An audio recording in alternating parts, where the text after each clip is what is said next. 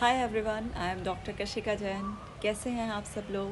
आप जानते ही हैं मैं अक्सर डिफरेंट साइकोलॉजिकल टॉपिक्स पर बात करती हूँ और साथ ही साथ में लाइफ स्किल्स पर भी बात करती हूँ। आज इस वीडियो में मैं रिलेशनशिप पर बात करने वाली हूँ क्योंकि बहुत सारे लोगों ने मुझसे पूछा है, ख़ास तौर से कपल के रेफरेंस में, कि किस तरह से हम एक अच्छी रिलेशनशिप मेंटेन कर सकते हैं।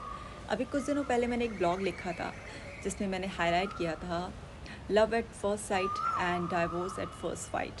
ये आजकल एक लेटेस्ट ट्रेंड है हमारे यूथ की रिलेशनशिप में।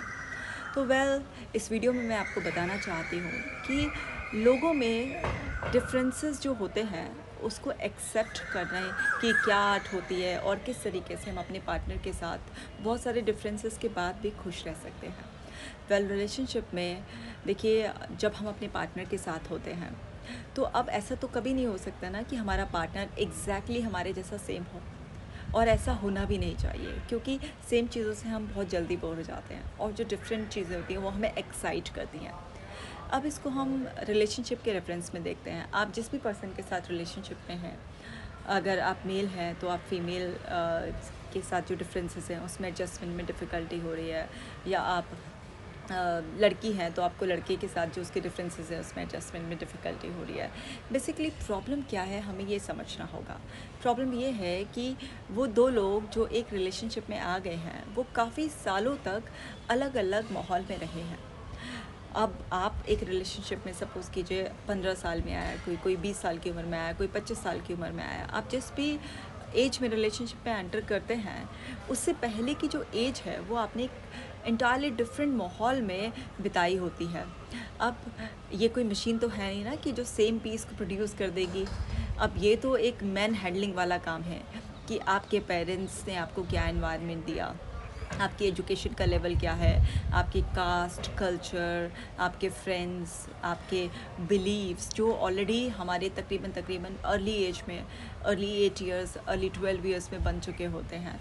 तो वो सारी चीज़ों के साथ आप किसी एक पर्सन से मिलते हो और जब तक आप मिलते हो उनसे आप मेच्योर हो चुके होते हो, और वो जो कोर बिलीव्स हैं आपके, जो आपका बिहेवियर पैटर्न है वो सेट हो चुका होता है, वो एकदम सीमेंटिक हो चुका होता है। अब आप ये एक्सपेक्ट करते हो कि सामने वाला जो जिसके साथ मैं रिलेशनशिप में हूँ वो मेरे जैसा बोले, मेरे जैसा सोचे और मेरे जैसा ही करे। ये प्रैक्टिकली पॉसिबल नहीं होता। होता क्या है, जब हम एक रिलेशनशिप में एंटर करते हैं तो बड़ा एक चार्मिंग सा पीरियड होता है। उसमें ना बहुत सारे ऐसे वादे किए जाते हैं जो बाद में चलकर आधे वादे तो याद ही नहीं रहते किसी को, और जो आधे रहते भी हैं उनको भी ना प्रैक्टिकली फॉलो करना बड़ा मुश्किल हो जाता है। तो फिर वहाँ पर कंप्लेंट स्टार्ट हो जाती है। वहाँ पर ये होता है कि तुमने मुझसे ये प्रॉमिस किया था, ये प्रॉमिस पूरा नहीं हुआ है, या तुमने मेरे को चीट किया, या तुम लायर हो, वगैरह वगैरह। एक ब्लेम गेम स्टार्ट हो जाता है। बट हमें ये समझना होगा कि हम सबको नई चीज़ें एक्साइट करती हैं, हम सबको डिफरेंट चीज़ें जो है ना अपनी ओर अट्रैक्ट करती हैं, लेकिन इसका मतलब ये नहीं है कि हम जो हमारे कोर बिलीव्स हैं, जो हमारी हैबिट्स हैं, या हमारे जो इंटरेस्ट एरियाज़ हैं, या जो हमारी लाइक्स डिसलाइक्स हैं, हम टोटली उनसे डिस्कनेक्ट होकर एकदम से नए माहौल में पूरी तरह से अपने आप को सरेंडर करते हैं। ऐसा नहीं होता। थोड़े टाइम के लिए हम किसी भी जगह एडजस्ट कर सकते हैं, किसी भी पर्सन के साथ एडजस्ट कर सकते हैं, बट लंबे समय तक अगर हमें उस रिलेशनशिप में रहना है और इन्जॉय करना है इस रिलेशनशिप को, तो हमें अपनी भी वैल्यूज़ की, अपने बिलीव्स की, अपनी नीड्स, अपनी डिज़ायर्स को बहुत ग्रेसफुली सामने वाले के सामने एक्सप्रेस करना आना चाहिए, और सामने वाले के जो डिफरेंसेस भी हैं उसको भी एक्सेप्ट करना आना चाहिए। मेनली जो की है यहाँ पर दूसरों को स्वीकार करने की, वो ये है कि जब हम ये समझ जाएं कि लोग कभी गलत नहीं होते, बस लोग हमसे अलग होते हैं, तो हमारे लिए बहुत ही आसान हो जाता है उनको स्वीकार करना। साथ ही साथ अगर हम ये देख रहे हैं कि सामने वाला मुझसे अलग है, तो अगर मैं ये सोचूं कि मैं भी तो सामने वाले से अलग हूँ, जैसा मैं सामने वाले के लिए सोच रही हूँ ऐसा सामने वाला मेरे लिए भी सोच सकता है। बस एक ये थॉट है, अगर हमारे दिमाग में ये फिक्स हो जाए तो हमें सामने वाले को स्वीकारने में बहुत आसानी हो जाएगी। पर प्रॉब्लम क्या है, हम सामने वाले पर इतनी डिपेंडेंसी शो कर देते हैं, या सामने वाले को इतना इम्पॉर्टेंट मान लेते हैं अपनी लाइफ में कि हमें उसके थोड़े से भी डिफरेंसेस बर्दाश्त नहीं होते। हम उसको लेके बहुत पॉसेसिव हो जाते हैं, इनसिक्योर फील करते हैं, बड़ा जेलसी फील करने लग जाते हैं कई बार।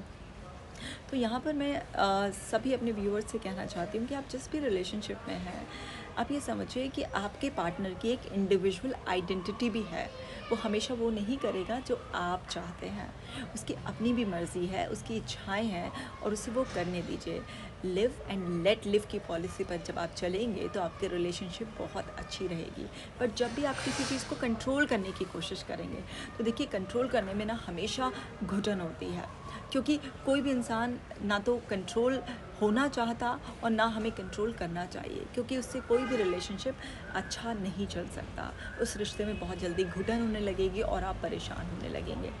हमें ये समझना होगा कि सामने वाला जो पर्सन मेरे साथ रिलेशनशिप में है वो खुश रहे, उसका खुश रहना बहुत इम्पॉर्टेंट है। सपोज़ कीजिए वो किसी ज़बरदस्ती में या अनमने मन से आपके साथ है भी, ऐसे रिलेशन का आप करेंगे भी क्या? आप नहीं कर पाएंगे कुछ भी। लेकिन जब आप सामने वाले को फ्रीडम देंगे, जब आप उसे एम्पैथी का बेस्ट गिफ्ट देंगे। एम्पैथी एक आर्ट है जिससे हम सामने वाले को समझ सकते हैं, उसके इमोशंस को समझ सकते हैं, उसे स्वीकारने में हमें मदद मिलती है। तो बेस्ट गिफ्ट अपने पार्टनर को देने के लिए है वो है एम्पैथी। आप उसे समझिए। अगर आपके पार्टनर का मूड अच्छा नहीं है, वो आपसे अच्छी तरह से बात करने के माइंडसेट में नहीं है, तो उसको उसका टाइम दीजिए। ये नहीं कि अभी इस मैटर को मुझे तो रिजॉल्व करना है भाई, अभी के अभी करो, ऐसा नहीं होना चाहिए। उसको पॉज भी दे सकते हो आप और फिर उसे रिज्यूम करो, फिर उस पर डिस्कस करो।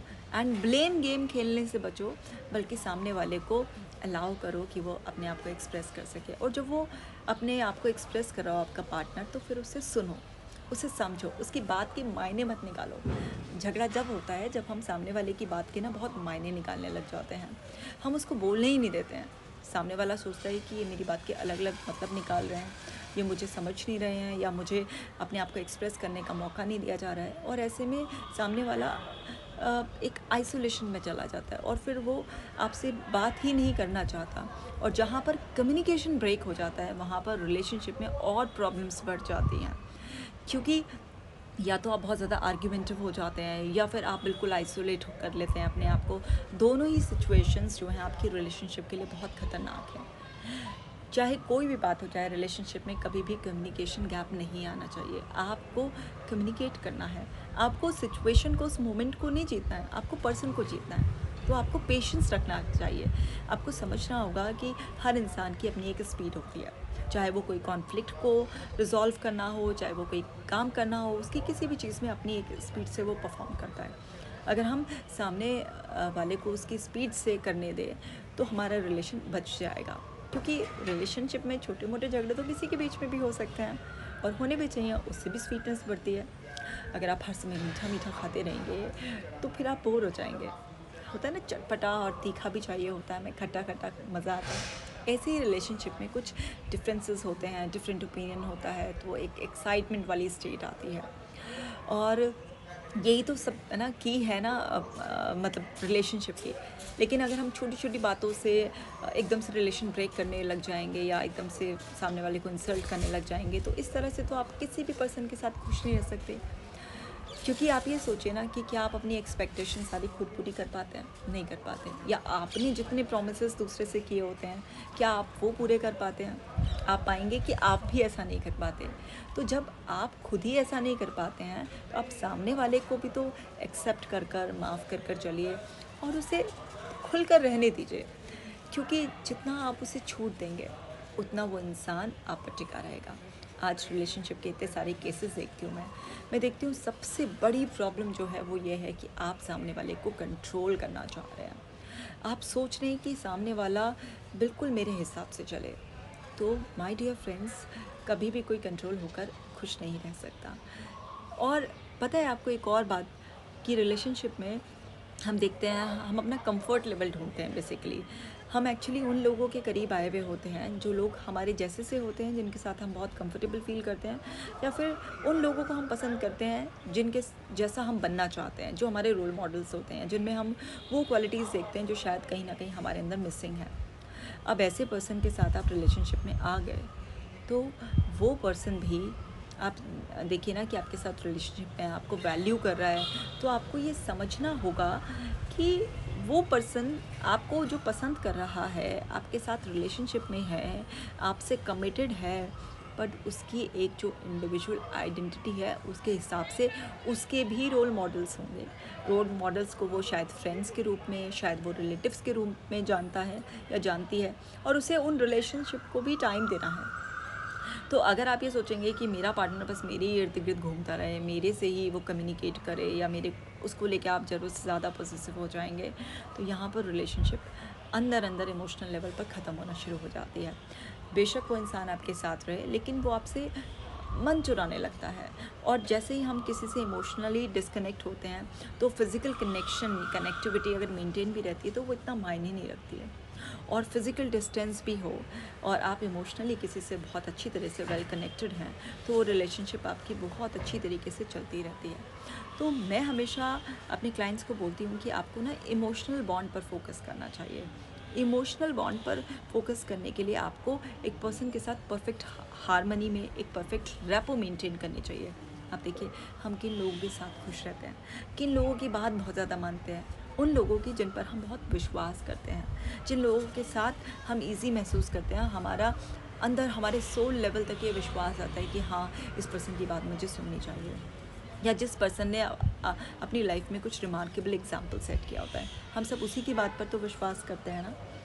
तो जब भी आप अपने पार्टनर को बिल्कुल अपने से ऐसे मैग्नेटिक फोर्स की तरह चिपका कर रखना चाहते हैं, तो आप उसे फिजूल में कंट्रोल ना करें, बस सिर्फ अपने अंदर वो मैग्नेटिक पावर डेवलप कर लें, जिससे कि आपका पार्टनर आपके प्रति एकदम अट्रैक्टेड रहे। और वो मैग्नेटिक पावर जो है वो कैसे आती है? वो ऐसे आती है जब आप अपने आप से प्यार करते हैं, जब आप अपने आप को इतनी बेहतरीन तरीके से प्रेजेंट करते हैं, जब आप सामने वाले को समझकर चलते हैं, उसे वैल्यू करते हैं, उसे प्रेज़ करते हैं, उसे एक्सेप्ट करके चलते हैं, उसे अलाउ करते हैं, उसे फ्रीडम देते हैं, और उसके लिए एक दोस्त की तरह उसके साथ रहते हैं, ना कि एक कंट्रोलिंग अथॉरिटी की तरह। क्योंकि जो भी लोग हमें फ्री छोड़ते हैं, जो लोग हमें बात बात पर इम्पोर्टेंट फील कराते हैं, हमें रिस्पेक्टेड फील कराते हैं, उन लोगों के साथ हम टाइम स्पेंड करना बहुत बहुत अच्छा महसूस करते हैं, बशर्ते उन लोगों की बजाय जो हर वक्त हमारी कमियां बताते रहते हैं, हर वक्त हमें किसी ना किसी बात पे क्रिटिसाइज़ करते रहते हैं, हर वक्त हमारे अंदर कुछ ना कुछ ऐसी बातें निकालते रहेंगे कि जिससे कि हम लो फील करें, हमारी सेल्फ स्टीम, हमारा कॉन्फिडेंस शेक कर देते हैं। उन लोगों के साथ हम कंफर्टेबल फील नहीं करते ना। अब ये जो मेरा आज मोबाइल भी बड़ा शेक हो रहा है, क्योंकि मैं छत पे बैठकर वीडियो बना रही हूँ, तो ये हवा से ना ऐसे बार बार हिल रहा है। तो इसी तरीके से वो लोग भी ना एक हवा के झोंके की तरह आते हैं और एकदम से कमियों की बरसात शुरू कर देते हैं, हमें क्रिटिसाइज़ करना शुरू कर देते हैं। तो उसकी वजह से हम इमोशनल लेवल पे उनसे डिस्कनेक्ट हो जाते हैं, और जैसे ही आपका इमोशनल लेवल पे आप डिस्कनेक्ट हुए, तो वहीं पर रिलेशनशिप में प्रॉब्लम आना स्टार्ट हो जाती है। तो डियर फ्रेंड्स, इस पूरे वीडियो का अगर मैं आपको सम अप करूँ, तो आपको 2-3 पॉइंट बहुत ध्यान में रखने हैं। पहली बात कि आपका पार्टनर एक लंबी एज तक आपके बिना एक अलग माहौल में रहा है, तो उसमें और आप में डिफरेंसेस तो पक्के हैं ही, उन डिफरेंसेस की आपको रिस्पेक्ट करनी है। दूसरा, अगर आप चाहते हैं कि कोई इंसान आपसे हमेशा एक लॉन्ग टर्म गुड हारमनी में रहे, तो अपने अंदर वो मैग्नेटिक फोर्स जो है ना पैदा कीजिए, और वो कर सकते हैं आप एप्रिसिएशन की क्वालिटी से, एक्सेप्टेंस से, live and let live policy से। एंड तीसरी जो इम्पॉर्टेंट बात ये है, वो ये है कि अगर आप किसी को बदलना भी चाहते हैं, तो सिर्फ उनको चॉइस दीजिए, फोर्स मत कीजिए। क्योंकि जहाँ आपने फोर्स किया, सामने वाले को अगर पता भी होगा कि मेरी गलती है, वो बदलना नहीं चाहेगा। बट जहाँ पर आपने बहुत ही ग्रेसफुली सिर्फ उसका फोकस शिफ्ट कर दिया कि उसको ये चेंज की ज़रूरत है और ये चेंज उसके बेटरमेंट के लिए है, तब जाकर पॉसिबिलिटी है कि वो इंसान चेंज होना चाहेगा। लेकिन जैसे ही आपने फोर्स किया, उसको पता भी है लेकिन वो नहीं नहीं नहीं चेंज होगा। ठीक है, ऐसा होता है ना, आपने बहुत बार ऐसे कोशिश कर कर भी देखी होगी कि आपने अपने पार्टनर को डोमिनेट करके, कंट्रोल करके चेंज करने की कोशिश करी होगी, पर आपकी चली नहीं होगी। फ़ाइन। तो आई एम श्योर इस वीडियो से आपको कुछ ना कुछ तो अवेकनिंग होगी, और आप जो है ना अपने पार्टनर के साथ एक अच्छी गुड हार्मनी मेंटेन करना चाहेंगे। So well my dear friends, आज की वीडियो में इतना ही। नेक्स्ट वीडियो में मैं फिर से आपसे बात करूँगी किसी नए टॉपिक पर। Bye, take care.